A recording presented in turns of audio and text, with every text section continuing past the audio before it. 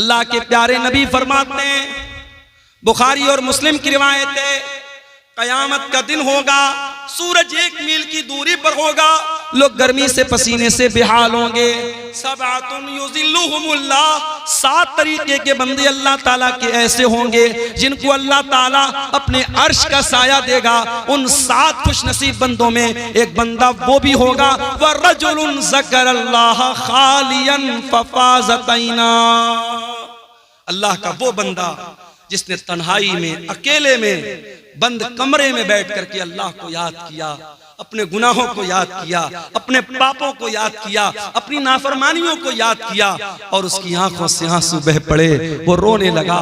उस अल्लाह के खौफ से बहने वाले आंसू को अल्लाह ताला कयामत के दिन उनकी लाज रखेगा और उस इंसान को अल्लाह ताला कयामत के दिन गर्मी से बचाएगा, सूरज की तपिश से बचाएगा। मेरे भाइयों, मैं फिर से उसी आयत को पढ़ता हूँ जो खुतबे मसनूआ के बाद मैंने पढ़ी थी। कुरान सवाल कर रहा है हमसे और आपसे, अलम यअनि लिल्लज़ीना आमनू अन तख्शा कुलूबुहुम लिज़िक्रिल्लाह, ऐ ईमान वालों, क्या अभी वो समय नहीं आया कि अल्लाह का कलाम सुन करके तुम्हारे दिल पिघल जाए? मेरे बंदो, इस कुरान को हमने किसी पहाड़ के ऊपर भी उतारा होता तो पहाड़ भी अल्लाह के खौफ से रेजा रेजा हो जाता, पहाड़ भी अल्लाह के खौफ से चूर चूर हो जाता, चकना चूर हो जाता। हमारे दिल, हमारे सीने के अंदर जो दिल है मेरे भाइयों, ये दिल तो बड़ा मुलायम सा दिल है, बड़ा सॉफ्ट सा दिल है, ये तो गोश्त पोस्त का बना हुआ दिल है। कुरान कहता अगर हम पहाड़ के ऊपर भी कुरान को उतारा, अल्लाह कह रहा हमने कुरान को उतारा होता तो पहाड़ भी अल्लाह के खौफ से रेजा रेजा हो जाता। इसका मतलब ये हुआ, इसका मतलब ये हुआ अगर कुरान की आयतों को सुनने के बाद भी हमारे दिल के ऊपर कोई असर नहीं पड़ रहा है मेरे भाइयों, इसका मतलब ये हुआ कि हमारे दिल पहाड़ से भी ज्यादा कठोर हो चुके हैं, पत्थर से भी ज्यादा कठोर हो चुके हैं। मेरे भाइयों, आज अल्हम्दुलिल्लाह शेरशाहबादी बिरादरी में हम बड़े फख्र के साथ कहते हैं कि साहब हम लोग अहले हदीस हैं। अभी अररिया के किसी सियासी लीडर ने इस बिरादरी के बारे में कुछ नाजेबा बातें कही तो मैंने कल जमात के बड़े उलमा के बयानात देखे कि नहीं साहब ये गलत बात है, हमारी बिरादरी के ऊपर बहुत बड़ा इल्जाम लगाया जा रहा है। हम बड़े फख्र के साथ अपने आप को अहले हदीस कहते हैं, लेकिन कभी हमने गौर किया कि अहले हदीस का मतलब क्या होता है? क्या सीने पर हाथ बांध लेना, आमीन जोर से बोल लेना, नमाज में रफुल यदैन कर लेना, 8 रकात तरावी पढ़ लेना, क्या यही पहचान है अहले हदीस की?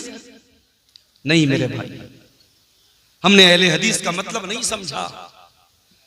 अहले हदीस उस इंसान को बोलते हैं जो कुरान और हदीस के ऊपर अमल करता है, सिर्फ जबान से दावा नहीं करता है, अमल करता है, जिसका अखलाक, जिसका किरदार, जिसका कैरेक्टर, जिसका चाल चलन, जिसका चरित्र ये बताता है कि हाँ ये कुरान और हदीस पर चलने वाला है, उस इंसान को अहले हदीस कहते हैं, उस इंसान को सलफी कहते हैं।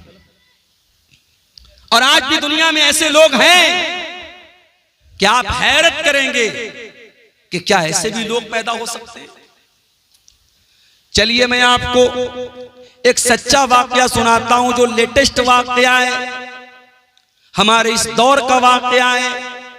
इस दौर में जब इंसानियत मुर्दा हो रही है, जब अखलाक फना हो रहे हैं, जब लोग बातें तो बड़ी बड़ी करते हैं लेकिन अमल के मामले में जीरो हैं, इस दौर का एक सच्चा वाकया मैं आपको बता रहा हूं। चलिए मैं आपको मदीना लेके चलता हूं। मदीना के अंदर एक बहुत बड़े आलिम हैं, इस वक्त बहुत बूढ़े हो चुके हैं, उनका नाम है शेख अब्दुल मोहसिन अल अब्बाद हफिज़हुल्लाह, बहुत बड़े आलिम हैं शेख अब्दुल मोहसिन अल अब्बाद। उनको मुहद्दिसे मदीना कहा जाता है, मदीना के बहुत बड़े आलिम हैं, इमाम हैं। उनके बेटे जिनका नाम शेख अब्दुल रज़्ज़ाक अल बद्र है, वो मदीना यूनिवर्सिटी के अंदर हदीस पढ़ाते हैं और मस्जिद नबवी में हदीस का दर्स देते हैं और हजारों नहीं लाखों स्टूडेंट्स उनसे हदीस पढ़ते हैं। शेख अब्दुल रज़्ज़ाक अल बद्र बहुत बड़े आलिम हैं, बहुत बड़े स्कॉलर हैं और उनकी शोहरत इतनी है कि एक मर्तबा वो मलेशिया गए और वहां एक मस्जिद में उनका दर्स था, तो सिर्फ उनके उस दर्स में 1 लाख के करीब तलबा और स्टूडेंट शामिल हुए थे। इतनी बड़ी वो सेलिब्रिटी और इतनी बड़ी शख्सियत है शेख अब्दुल रज़्ज़ाक़ अल बद्र। शेख अब्दुल रज़्ज़ाक़ अल बद्र के यहाँ एक आदमी ड्राइविंग का काम करता था, गाड़ी चलाता था, इंडिया के आंध्र प्रदेश के शहर विजयवाड़ा। विजयवाड़ा बहुत मशहूर शहर है आंध्र प्रदेश का। मैं 2 साल वहां रमजान में रहा हूं। बहुत अच्छे लोग हैं, बड़े दीनदार लोग हैं।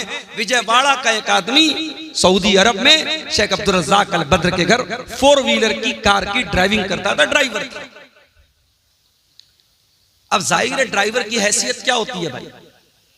ड्राइवर एक मुलाजिम होता है, नौकर होता है, उसको तनख्वाह देते हैं, हमारे यहां काम करता है। वो ड्राइवर बीमार पड़ गया। 20 साल तक उसने सर्विस की, फिर बीमार रहने लगा।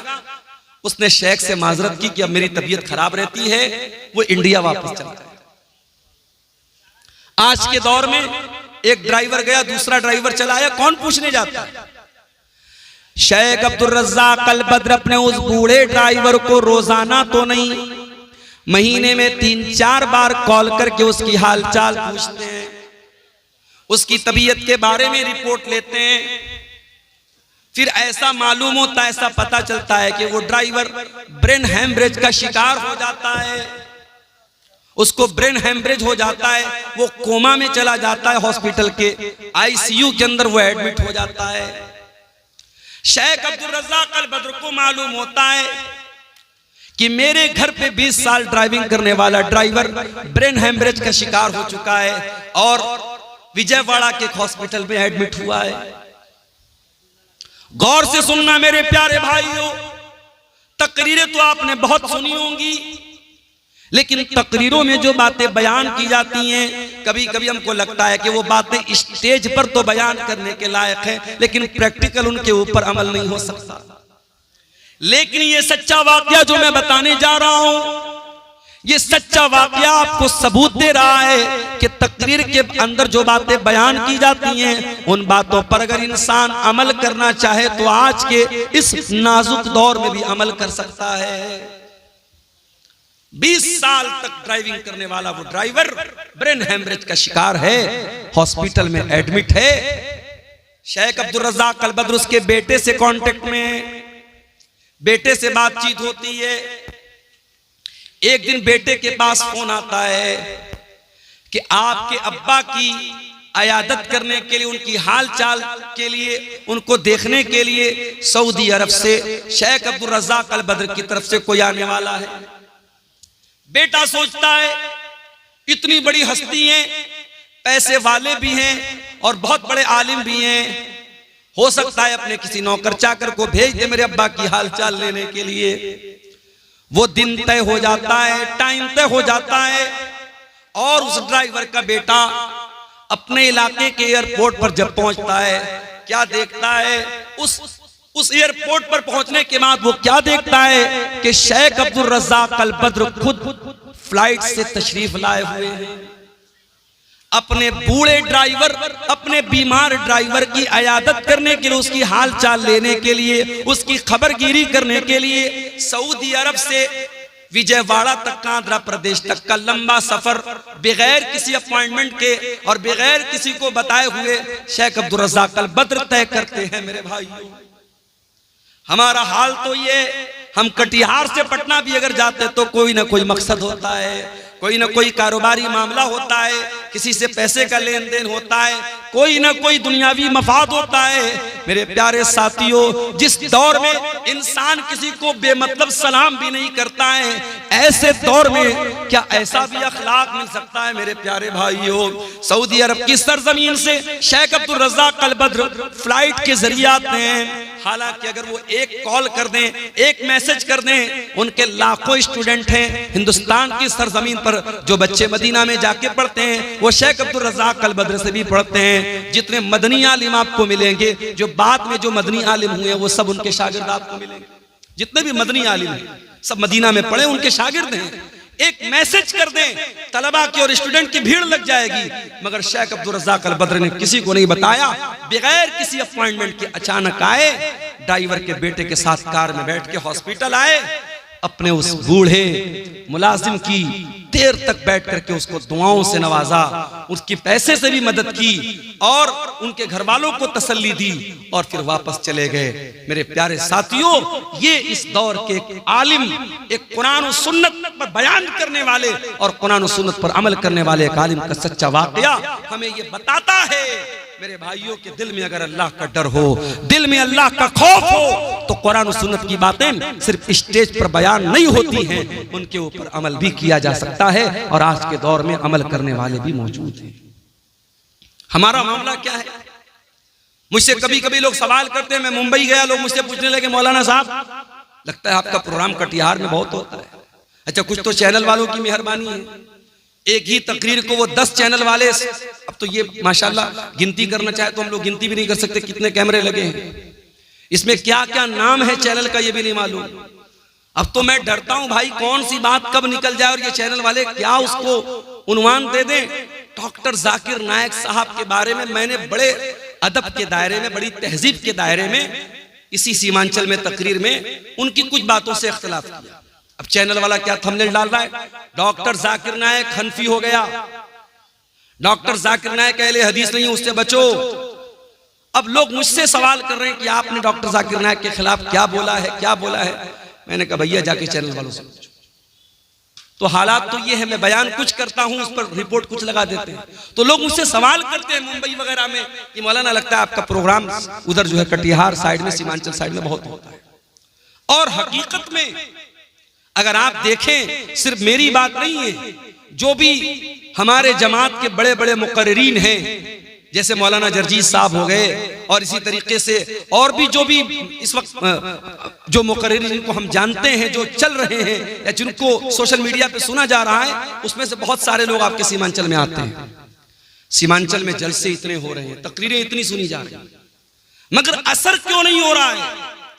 क्या बेपर्दगी में कोई कमी आ रही है? क्या शराब के नशे में कोई कमी आ रही है? क्या ज़िनाकारी और बदकारी में कोई कमी आ रही है? क्या शादी ब्याह में लेन देन में कोई कमी आ रही है?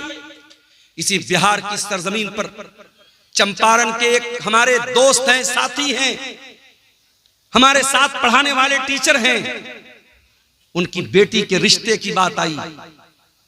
लड़का मामूली सा कोई काम करता है, मेहनत मजदूरी का काम करता है, 5 लाख रुपए की डिमांड की उसने। वो टीचर हमारे साथ पढ़ाते, कहने लगे मौलाना ये हालात है हमारी जमात के लोगों के।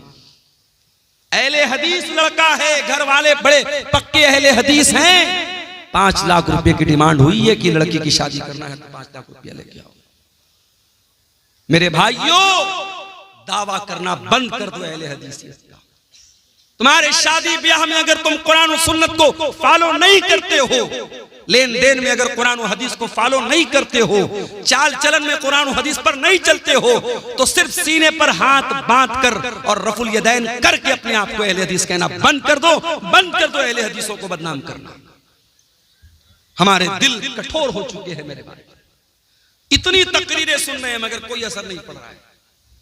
क्यों?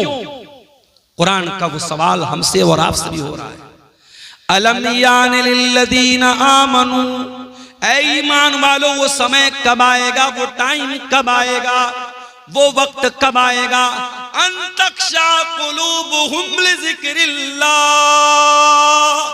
कि अल्लाह का कलाम सुन करके सिर्फ तुम्हारे कानों को अच्छा नहीं लगेगा, बल्कि तुम्हारे दिल के ऊपर भी उसका इफेक्ट पड़ेगा, उसका प्रभाव पड़ेगा।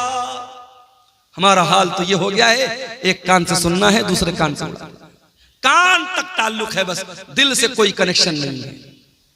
हमारे नौजवानों को देख लो, हमारी बहनों को देख लो, नौजवान लड़कियों को देख लो, सारी मेहनत किस पर हो रही है? शरीर पर हो रही है, चेहरे पर हो रही है। लड़कों को देखो जिम जा रहे हैं, चिकन खा रहे हैं, मटन खा रहे हैं, तो साहब बॉडी बन जाए। लड़कियों को देखो आधा आधा घंटा आईने के सामने खड़ी हैं, क्या कर रही है? मेकअप कर रही है।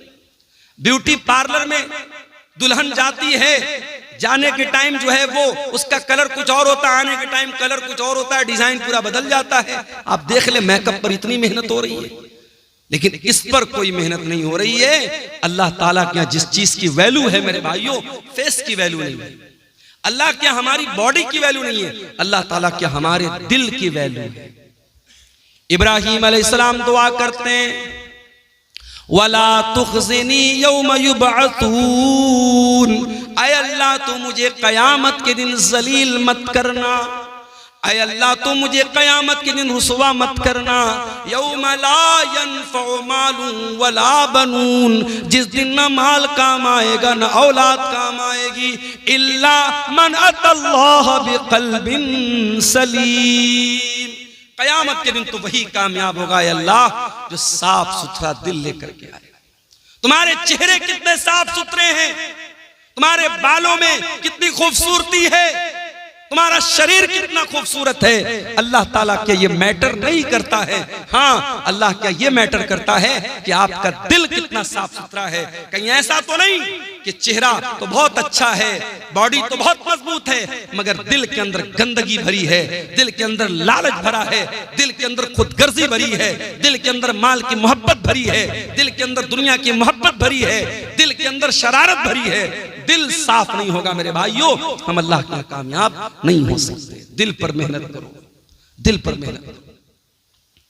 इसीलिए अल्लाह कुरान के पहले पारे में कहता है, यहूदियों का जिक्र करते हुए, जब यहूदियों ने अल्लाह ताला की बहुत नाफरमानी की, बहुत गुनाह किया, अल्लाह ने फरमाया सुम्मा क़सत क़ुलूबुकुम मिन बादि ज़ालिका फ़हिय कल हिजारति औ अशद्दु क़स्वा।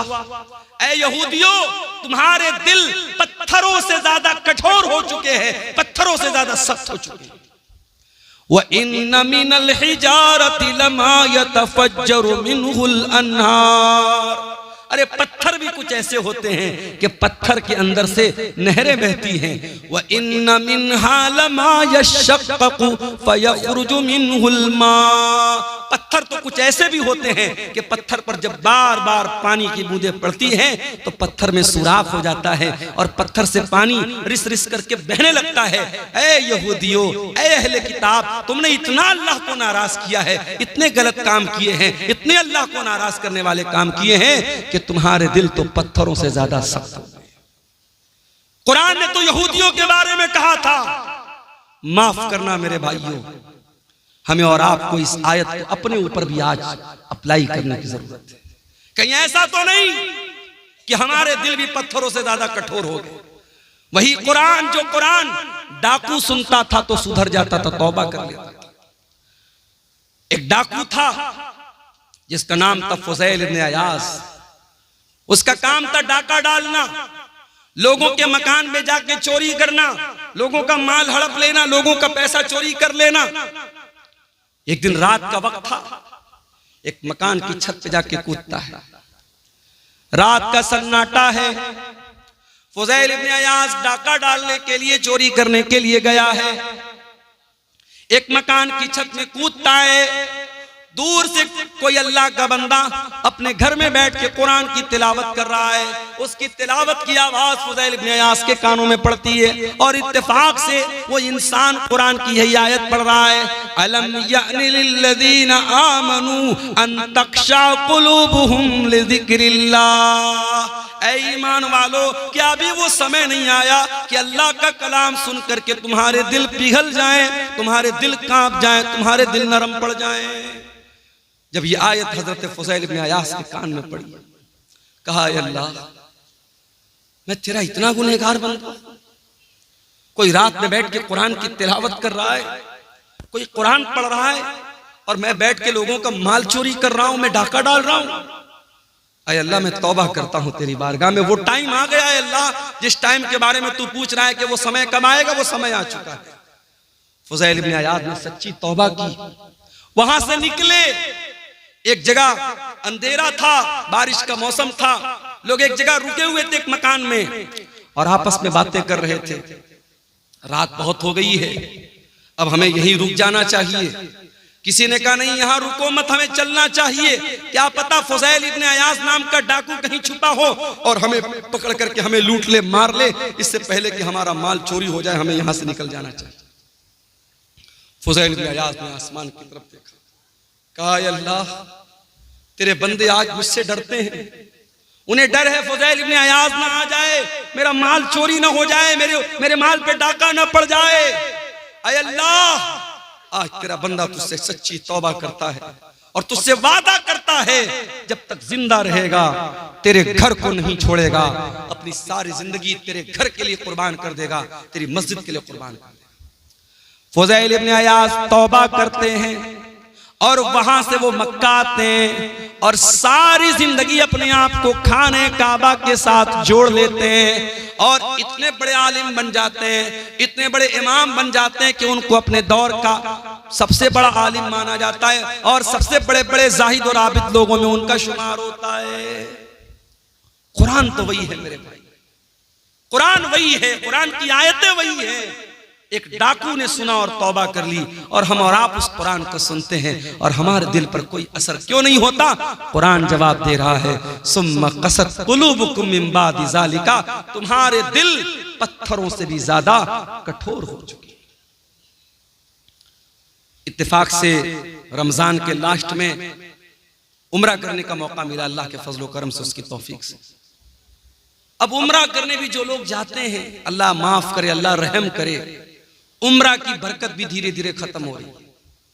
वहां भी साहब तवाफ हो रहा है, साथ में सेल्फी ली जा रही है। अब बॉलीवुड की बड़ी बड़ी हीरोइनें साहब सारी जिंदगी वो नंगापन करती रही, नाचती रही, गाती रही। अब वो अपने गुनाहों को धोने के लिए क्या कर रही? उम्रा करने जा रही है। उम्रा करने गई, अब वहां क्या है साहब, फोटो शूट हो रहा है। मदीना के अंदर पहुंची तो जो बड़ी बड़ी छतरी लगी है मस्जिद नबवी के अंदर, उसके नीचे, मैं एक बॉलीवुड की हीरोइन नाम नहीं लूंगा वरना चैनल वाले भी फटफट से थंबनेल डाल देंगे, वो बेचारी जाके वहां फोटो शूट कर रही है और आकर के फिर अपना फिल्में बनाने लगी। फिर वो सारे काम जो फिल्मी दुनिया के हो रहे थे वो होने लगे। अब धीरे धीरे उम्रा और हज की रूहानियत भी मेरे भाइयों खत्म हो रही है। पहले वो दौर था लोग जब उम्रा करने जाते थे, हज करने जाते थे, जब वापस लौटते थे तो दिल की दुनिया बदल जाती थी, दिल की दुनिया बदल जाती थी, एक चेंजिंग आ जाती थी, एक परिवर्तन आ जाता था। आज कोई परिवर्तन नहीं आ रहा है। आज पैसा वाला है, चलो भाई चलो, जैसे लोग पिकनिक मनाने जाते हैं, कोई मुंबई जाता है, कोई कोलकाता जाता है, कोई दिल्ली जाता है, चलो हम उम्रा करके चले आए। अब उम्रा को भी लोगों ने पिकनिक बना दिया है। सच्चे दिल से कोई उम्रा करे, अगर कोई अपने हलाल कमाई से और सच्चे दिल से कोई हज और उम्रा करे, अल्लाह के नबी ने फरमाया कि लगातार हज और उम्रा करने से इंसान के गुनाह मिट जाते हैं और इंसान की गुर्बत और फक्र व फाका खत्म होता है, इंसान के माल में बरकत होती है। मगर अफसोस हमारे दिल इतने कठोर हो चुके हैं कि आज हम और आप उम्रा करने और हज करने जा रहे हैं तो वहां भी हम दुनियादारी कर रहे हैं। मेरे प्यारे साथियों, ये दिल के कठोर होने की अलामत है। हरम के अंदर आज भी जब कुरान पढ़ा जाता है, अल्लाह की कसम खा करके कहता हूं, आप बिहार के सीमांचल के रहने वाले, आपको अरबी जबान तो नहीं आती होगी आमतौर से, आप अरबी जबान का मतलब नहीं जानते होंगे, मगर इमाम जब हरम के अंदर कुरान पढ़ता है ऐसा लगता है कि कुरान हमारे दिलों को चीर रहा है। जब अजाब की आयतें आने लगती हैं, जब जहन्नम की आयतें आने लगती हैं और हरम का इमाम उस आयत के ऊपर रोने लगता है, मैं देखता हूँ मुसल्लियान भी रोने लगते हैं। मैं देखता हूँ उसमें अफ्रीका का काला भी रो रहा है, उसमें यूरोप का गोरा भी रो रहा है, उसमें बांग्लादेश का बंगाली भी रो रहा है, उसमें इंडिया का इंडियन भी रो रहा है। जिनकी जबान अरबी नहीं है, जिनको अरबी जबान नहीं आती है, जो अरबी जबान को नहीं समझते, मगर कुरान की ऐसी कैफियत है मेरे भाइयों, कुरान का ऐसा असर है कि कुरान डायरेक्ट दिल पर असर करता है। इसलिए मैं अक्सर अपने नौजवानों से कहता हूं कि क्या म्यूजिक के चक्कर में पड़े हो, कार चला रहे हो म्यूजिक बजा रहे हो। अभी मेरा एक प्रोग्राम था दरभंगा में, अब ड्राइवर बेचारा गैर मुस्लिम था, रात का टाइम था, मुझे जल्दी निकलना भी था, सुबह क्लास भी करनी थी। ड्राइवर ने कहा मौलाना साहब अगर इजाजत हो तो गाना बजा लो। मैंने कहा भाई तो बड़ा गड़बड़ मामला है यार, अब तो मुझसे गाना बजाने की इजाजत मांग रहे हो। मैंने कहा देखिए रात का समय है, आपको भी नींद लग रही, तकरीर करके आप थके हारे हैं, और मैं अगर कुछ बजाऊंगा नहीं तो मुझे भी नींद आने लगेगी, फिर एक्सीडेंट हो सकता है। मैंने कहा अच्छा चलो ठीक है, तुम गाना बजाना चाहते हो बजा लो, हल्की आवाज में बजाओ, मैं पीछे लेट जाता हूं, सो जाता हूं। तो ये गैर मुस्लिम कर रहा है, चलो भाई उसका कोई इस्लाम से ताल्लुक नहीं है, मगर मुसलमान ड्राइवरों को मैं देखता हूं, मुसलमान लड़कों को देखता हूं, उनके कार का जो साउंड सिस्टम होता है उसमें अगर कभी कभी ऐसा भी होता है ना, मेरे सामने तो गाना नहीं बजाते, कभी कभी गलती से बजने जल्दी से बंद कर देते। तो गाना बजा रहा है आज हमारा नौजवान, ये नहीं सोचता है अगर कार चलाते हुए अल्लाह ना करे एक्सीडेंट हो गया, मौत आ गई, उसी हाल में हम मर गए, तो कयामत के दिन जब हम उठेंगे तो उस दिन भी गाना सुनते हुए और गाना बजाते हुए उठेंगे। ये कितनी बदनसीबी की मौत होगी, कितने अफसोस की मौत होगी। कानों में ईयरफोन ठूस के और कानों में एयरपोर्ट ठूस करके वो गाना सुन रहा है, अल्लाह ना करे उसी हाल में अगर रूह निकल गई और दिल की धड़कन बंद होगी तो क्या हाल होगा तेरा। इसलिए कि अल्लाह के नबी फरमाते हैं इन्नल अब्द युबासु अला मा मात अलैहि, बंदा जिस हाल में मरेगा उसी हाल में कयामत के दिन उठाया जाएगा। जो कुरान पढ़ते हुए मरेगा वो कुरान पढ़ते हुए उठाया जाएगा, जो गाना सुनते हुए मरेगा वो गाना सुनते हुए उठाया जाएगा, जो गंदी वीडियो देखते हुए मरेगा वो गंदी वीडियो देखते हुए उठेगा, जो जिना करते हुए मरेगा वो जिना करते हुए उठेगा, जो शराब पीते हुए मरेगा वो शराब पीते हुए उठेगा, जो हलाल काम करते हुए मरेगा वो हलाल काम करते हुए उठेगा। हत्ता के अगर कोई हाजी हज करने गया है, अल्लाह के नबी ने फरमाया अगर इहराम की हालत में हाजी का इंतकाल हो जाए तो उसको अलग से कोई कफन पहनाने की जरूरत नहीं है, उसी इहराम के कपड़े में उसे कफना दो। इसलिए कि कयामत के दिन वो हाजी जब उठेगा तो उसी इहराम के कपड़े में उठेगा और लब्बैक अल्लाहुम्मा लब्बैक कहते हुए उठेगा।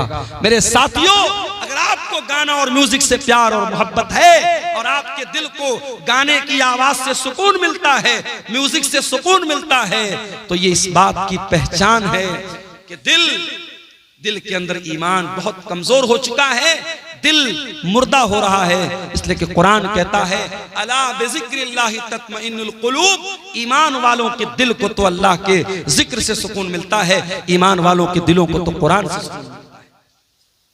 हमारे प्यारे नबी सल्लल्लाहु ताला अलैहि वसल्लम कुरान पढ़ा भी करते थे और कुरान सुना भी करते थे। एक मर्तबा आपने हजरत अब्दुल्ला बिन मसूद से कहा, अय अब्दुल्ला तुम मुझे कुरान पढ़ के सुनाओ। अब्दुल्ला बिन मसूद बहुत अच्छा कुरान पढ़ते थे, बहुत खूबसूरत आवाज थी। अब्दुल्ला बिन मसूद ने कहा कि अल्लाह के रसूल मैं आपको कुरान पढ़ के सुनाऊं? ये कुरान तो आप ही के ऊपर उतरा है, मैं आपको कैसे पढ़ के सुनाऊं? आपने फरमाया अय अब्दुल्ला इन्नी उहिब्बु अन अस्माअहु मिन गैरी, आज मैं दूसरे के मुंह से कुरान सुनना चाहता हूं, आज तुम मुझको कुरान पढ़ के सुनाओ। हजरत अब्दुल्ला कुरान पढ़ने लगे, अल्लाह के नबी सुन रहे हैं, हजरत अब्दुल्ला कुरान पढ़ रहे हैं। अल्लाह अकबर, अल्लाह के नबी बैठ करके कुरान सुन रहे हैं। मेरे नौजवानों, जरा दिल पे हाथ रख के बताओ आखिरी बार तुमने अपने मोबाइल में कुरान कब सुना था? चलो आओ इसी बात पर चेक किया जाए, तुम्हारे YouTube की हिस्ट्री चेक की जाए, तुम्हारे ब्राउजर की हिस्ट्री चेक की जाए, तुमने लास्ट टाइम कुरान को कब प्ले किया था, तुम्हारे मोबाइल में कुरान कब तुमने सुना था, कुरान को कब चलाया था। चेक किया जाए तो शर्मिंदगी उठानी पड़ जाएगी, शर्मिंदा होना पड़ जाएगा। मोबाइल आप लॉक करके वापस रख दे, नहीं मौलवी साहब रहने दीजिए। ये हालात है हमारे। हमारा नौजवान आज कुरान को न पढ़ता है न सुनता है। तुम्हारे नबी का हाल ये है, नबी कुरान सुन रहे हैं, हजरत अब्दुल्ला कुरान पढ़ रहे हैं। अब्दुल्ला बिन मसूद कहते हैं मैं कुरान पढ़ने लगा, अल्लाह के प्यारे नबी गौर से कुरान को सुनने लगे। मैं सूरे निसा की तिलावत कर रहा था, मैं पढ़ते पढ़ते जब सूरे निसा की आयत नंबर 31 के ऊपर पहुंचा, फकैफ़ इज़ा जिना मिन कुल्लि उम्मतिन बिशहीद व जिना बिका अला हाउलाई शहीदा। ऐ नबी, उस वक्त आपका क्या हाल होगा जब हम हर उम्मत के ऊपर से गवाह लाएंगे, और ऐ नबी हम आपकी उम्मत पर आपको गवाह बनाएंगे। जब इस आयत पर मैं पहुंचा, अल्लाह के नबी ने कहा हस्बुकलान, ऐ अब्दुल्ला अब रुक जाओ, अब बस कर दो, अब रुक जाओ, स्टॉप कर दो। हजरत अब्दुल्ला बिन मसूद कहते हैं मैंने नजरों को उठा करके देखा कि अल्लाह के नबी मुझको क्यों रोक रहे हैं, क्यों मना कर रहे हैं। फैज़ा ऐनाहु तज़रीफान, मैंने क्या देखा कि अल्लाह के नबी की आंखों से आंसू बह रहे हैं, अल्लाह के नबी रो रहे हैं, अल्लाह के नबी की आंखों से आंसू बह रहे हैं। वो जिम्मेदारी का जो एहसास आपको हुआ, जो जिम्मेदारी कयामत की दिन आपके कंधों पर डाली जाएगी, उस जिम्मेदारी को याद करके अल्लाह के नबी रो रहे हैं। नबी तो रोए अपनी जिम्मेदारी को याद करके, और हम और आप बस इसी पर फख्र करें कि साहब हम तो अहले हदीस हैं, जन्नत हमारे बाप की है, जन्नत का सर्टिफिकेट हम लेके बैठे हैं। हम और आप कभी हमें कुरान पढ़ करके और सुन करके हमें रोने की नौबत हमें नहीं आती। मेरे भाइयों, ये आंखें खुश्क है मौला, इन्हें रोना नहीं आता। ये आंखें खुश्क है मौला, इन्हें रोना नहीं आता। कभी गौर करो मेरे भाइयों, आखिरी बार आपकी आंखों से आंसू अल्लाह के खौफ से कब निकले? किसी के मरने पे निकले होंगे, कोई तकलीफ हुई होगी निकले होंगे, कोई दर्द हुआ होगा निकले होंगे, मगर इन आंसुओं से अल्लाह के खौफ से आंसू कब निकला था? जरा सोचना मेरे भाइयों, जरा हम सब अपने गिरेबान में झांकें और सोचें, अल्लाह के खौफ से आंसू कब निकला था? अल्लाह के नबी फरमाते हैं, लैसा शैउन अहब्बु इलल्लाहि मिन क़त्रतैन। अल्लाह ताला को दो कतरे बहुत पसंद हैं, दो कतरे अल्लाह ताला को बहुत पसंद हैं। कतरतु दुमुइन मिन खशियतिल्लाह, एक आंसू का कतरा जो इंसान की आंखों से अल्लाह के खौफ से निकलता है, अल्लाह के डर से निकलता है, वो आंसू के कतरे अल्लाह ताला को बहुत पसंद हैं। वह कतरतु दमिन तुहराक़ु फी सबीलिल्लाह, और दूसरा वो खून का कतरा जो अल्लाह की राह में बहाया जाता है, अल्लाह की राह में शहीद होने वाला, अल्लाह की राह में जिहाद करने वाला, अल्लाह की राह में लड़ने वाला, उसके खून के कतरे अल्लाह ताला को बहुत पसंद हैं। वो आंसू जो अल्लाह के खौफ से निकलते हैं मेरे भाई, वो आंसू अल्लाह को बहुत पसंद है। अल्लाह के प्यारे नबी फरमाते हैं, बुखारी और मुस्लिम की रिवायत है, कयामत का दिन होगा, सूरज 1 मील की दूरी पर होगा, लोग गर्मी से पसीने से बेहाल होंगे।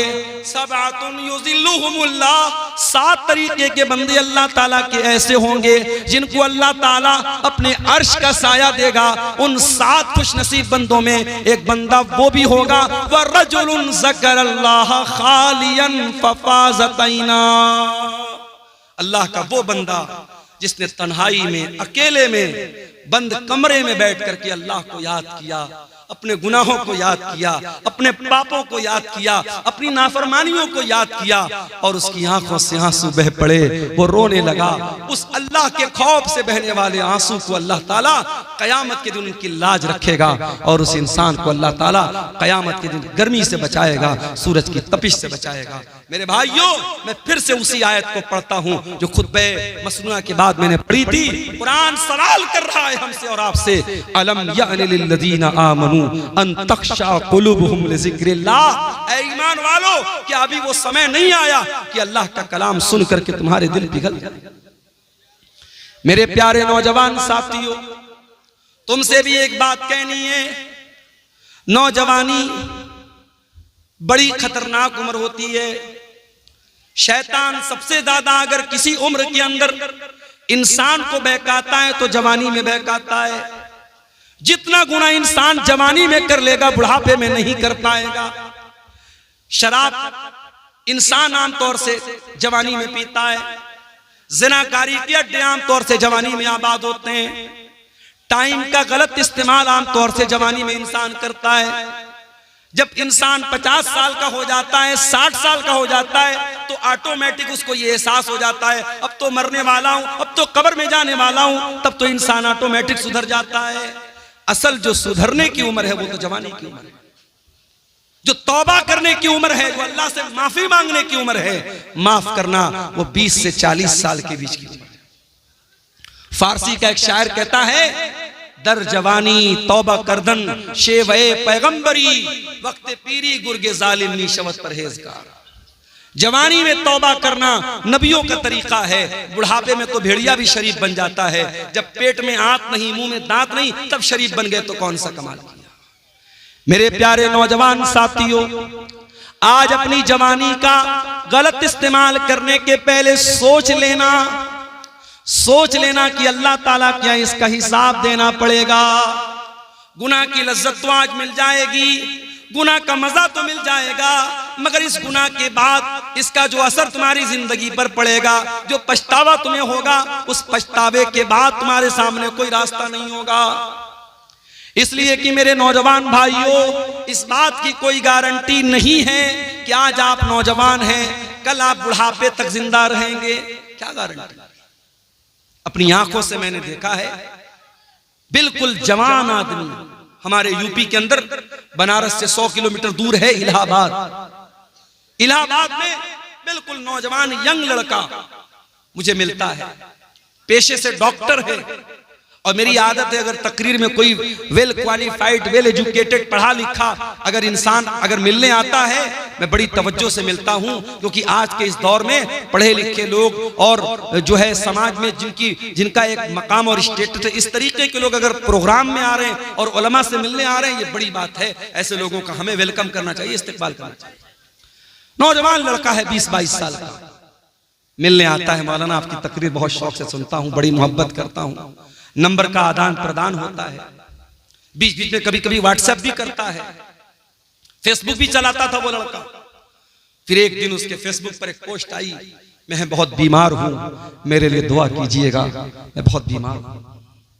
उसके बाद उस पोस्ट के डालने के बाद तकरीबन 1-2 हफ्ते के बाद खबर आती है कि डॉक्टर फलां साहब जो इलाहाबाद के रहने वाले हैं, ब्लड कैंसर हो गया, इंतकाल हो गया। 1 साल पहले जब वो लड़का मिला था मुझे, उसकी बॉडी को देख करके मैं सोच भी नहीं सकता था कि 1 साल बाद इसके मरने की खबर आई। हम नहीं जानते मेरे भाइयों, हमारी मौत का क्या बहाना बनेगा। हमारे उत्तर प्रदेश ही के एक नौजवान आलिम दीन थे, मौलाना अब्दुल रहमान सलफी, मुंबई के अंदर एक मस्जिद में इमामत कराते थे। कई प्रोग्रामों में हम लोगों ने साथ में प्रोग्राम किया, बंगाल में और इसी तरीके से मुंबई में। और 1 साल रमजान में तफसीर का बयान करने के लिए करनूल शहर में, आंध्र प्रदेश में, मैंने बात करके उनको वहां पे अपॉइंट किया था। वहां पर भी वो गए थे, बड़ी मोहब्बत करते थे मुझसे, मैं भी मोहब्बत करता था उनसे। एक प्रोग्राम में मुंबई से पूना जाते हैं और पूना का प्रोग्राम करके चूंकि मस्जिद की इमामत, कहते दुनिया की सबसे टफ ड्यूटी होती है मस्जिद की इमामत।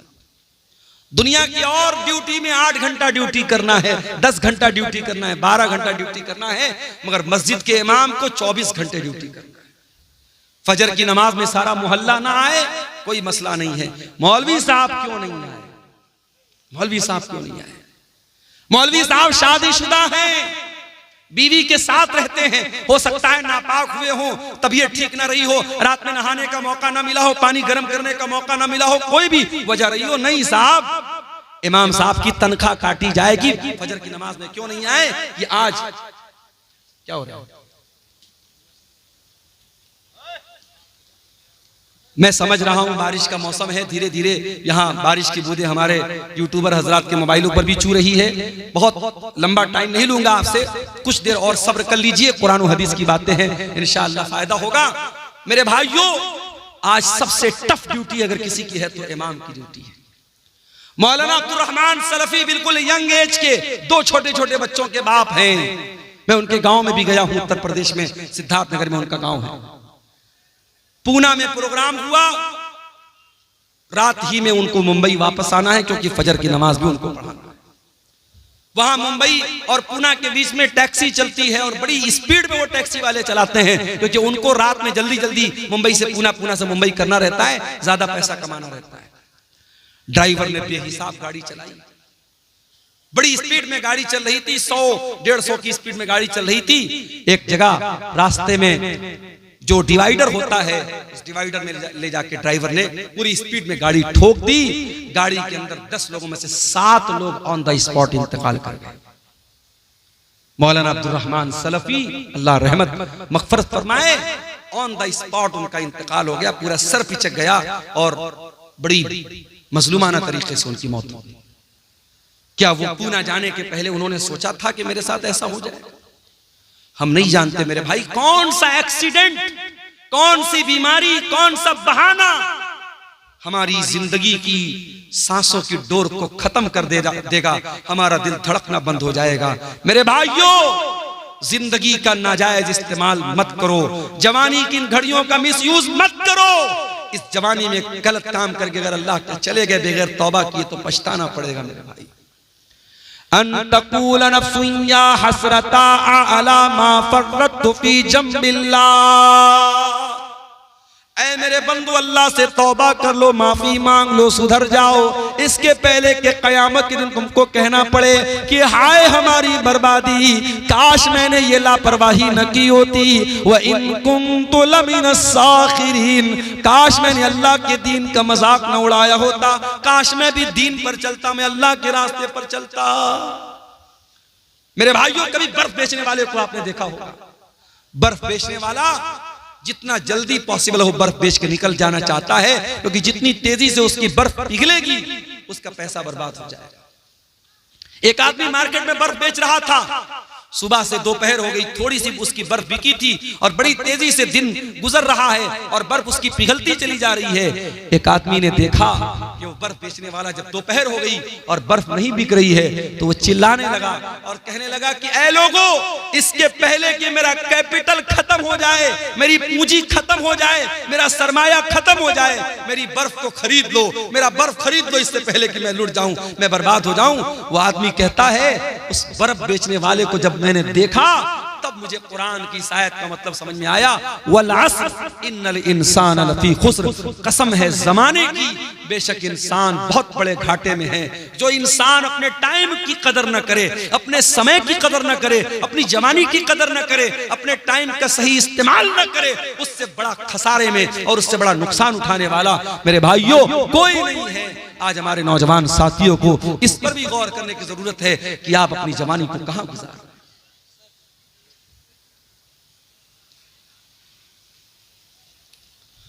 कुरान का वो सवाल हमसे और आपसे हो रहा है मेरे, अलम यानि लिल्लज़ीना आमनू अन तख्शा कुलूबुहुम लिज़िक्रिल्लाह, क्या ईमान वालों के लिए अभी वो समय नहीं आया कि अल्लाह का कलाम सुन करके उनके दिल पिघल जाएं, नरम पड़ जाएं।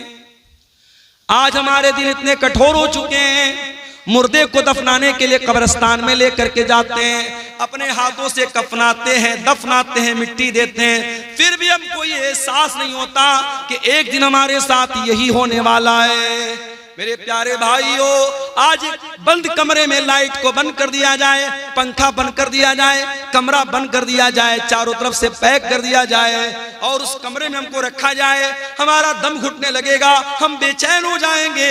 ओ लोगों, जरा तसव्वुर करो, जरा गौर करो, कब्र के अंदर जब आप जाएंगे मेरे भाइयों, हम और आप जाएंगे, उस कब्र के अंदर हमें रखा जाएगा और मिट्टी डाल करके लोग चले जाएंगे। न वहां कोई लाइट होगी, न वहां कोई एसी होगा, न वहां कोई कूलर होगा, न वहां कोई पंखा होगा। वहां अगर एसी और कूलर और रोशनी मिलेगी, हमारे ईमान की बदौलत मिलेगी, हमारी नेकियों की बदौलत मिलेगी। मेरे भाइयों, दुनिया में एसी बहुत लगवाया आपने, दुनिया में पंखा बहुत लगवाया आपने, दुनिया में लाइटिंग बहुत लगवाई आपने, कब्र में वो लाइटिंग कैसे मिलेगी? जरा इस पर भी गौर करो मेरे प्यारे साथियों।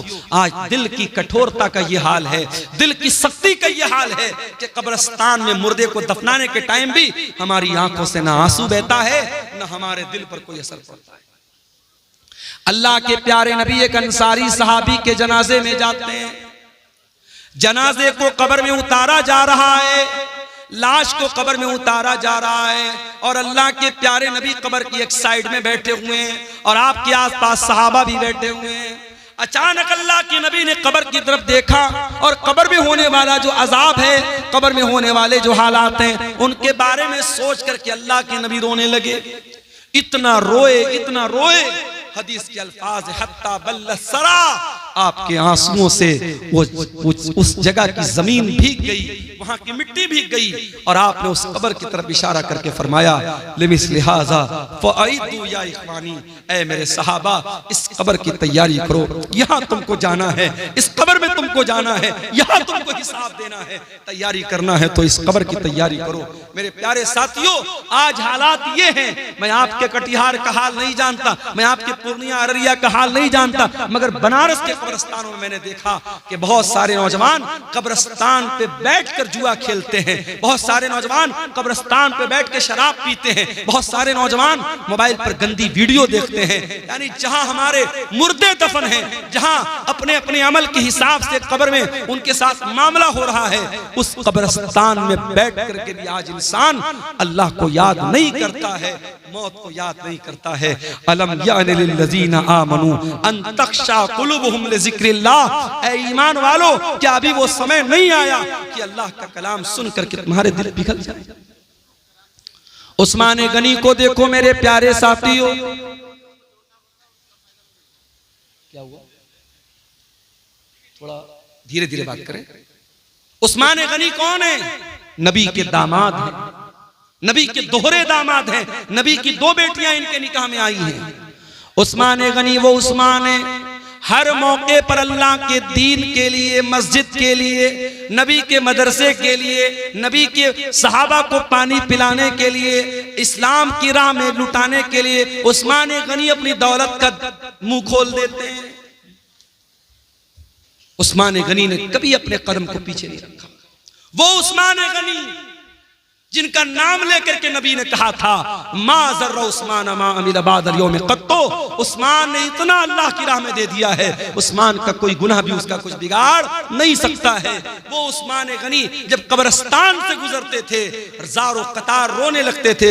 किसी ने पूछा क्या है उस्मान, क्या बात है? जन्नत की बात आती है तो आप नहीं रोते हैं, जहन्नम की बात आती है तो आप नहीं रोते हैं, कब्रिस्तान को देख करके क्यों रोने लगते हैं? उस्मान गनी कहते हैं, ओ लोगो, मैंने अपने प्यारे नबी को ये फरमाते हुए सुना है, इन्नल कब्र अव्वलु मंजिल मिन मनाजिलिल आखिरह। ये कब्र आखिरत की पहली सीढ़ी है, कब्र आखिरत की पहली मंजिल है। जिसने इस मंजिल को पार कर लिया उसके लिए आगे की मंजिल आसान है।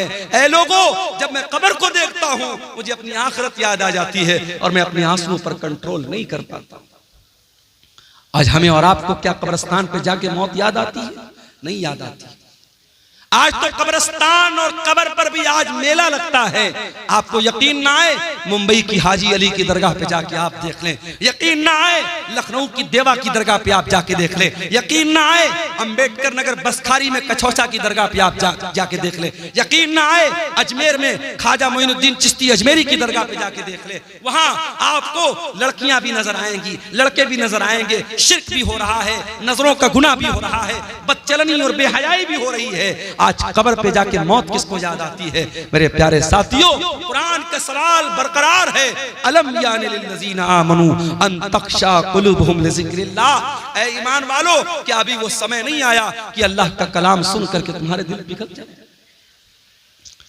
आज हमारी रातें गुनाहों में गुजरती हैं। हमारे नबी रातों को रोया करते थे, तहज्जुद की नमाज में आप रोते थे, और एक दिन आप तहज्जुद की नमाज के लिए उठते हैं और फजर की अजान तक आप रोते रहते हैं। और जब हजरत बिलाल आकर के पूछते हैं, ऐ अल्लाह के नबी आप इतना क्यों रोते हैं? तो अल्लाह के नबी कहते हैं कि ऐ बिलाल, आज की रात मेरे ऊपर कुरान की ऐसी आयत उतरी है कि इस आयत पर जो गौर करे और जो इस आयत को पढ़े और गौर न करे उसके लिए बर्बादी है। कौन सी आयत थी? सूरह आल इमरान की आयत थी, इन्न फी खल्क़िस समावाति वल अर्दि वख्तिलाफिल लैलि वन नहारी लआयातिल लिउलिल अलबाब। बेशक उन लोगों, जमीन व आसमान की तख्लीक के अंदर और रात और दिन के आने जाने के अंदर गौर करने वालों के लिए, अक्लमंद लोगों के लिए निशानियां हैं। इन तमाम कायनात के अंदर जो गौर करता है वो अक्लमंद है, और उस अक्लमंद इंसान की पहचान क्या है? वो अल्लाह को याद करता है। वो उठते बैठते लेटते जागते अल्लाह को याद करता है। बारिश तेज हो रही है मेरे ख्याल से। ये एक साहब ने कुछ सवालात किए हैं, इनको देख लेते हैं। औलाद को जायदाद से महरूम करना कैसा है? गुनाह है, बहुत बड़ा गुनाह है।